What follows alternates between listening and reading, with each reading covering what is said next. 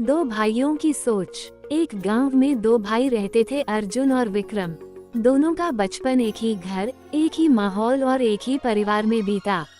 लेकिन समय के साथ उनके नजरिए बिल्कुल अलग हो गए। उनके पिता शराब के आदी थे और अक्सर घर में झगड़ा करते थे। माँ जैसे तैसे घर चलाती थी।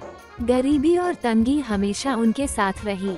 पड़ोसियों का कहना था कि ऐसे हालात में पले बड़े बच्चे या तो अपने पिता की तरह बर्बाद हो जाते हैं या फिर हालात को चुनौती देकर आगे बढ़ते हैं।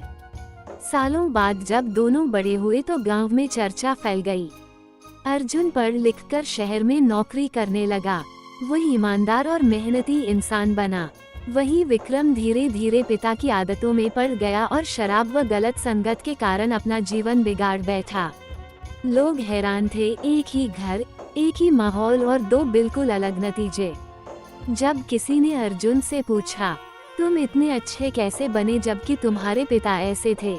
अर्जुन ने मुस्कुराकर कहा, मैंने अपने पिता को देखा और सोचा कि मुझे ऐसा बिल्कुल नहीं बनना है।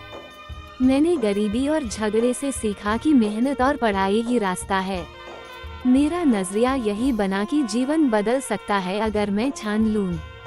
फिर वही सवाल विक्रम से पूछा गया, तुम अपने पिता जैसे क्यों बन गए? विक्रम बोला, और कैसे बनता? मैंने वही देखा, वही सीखा।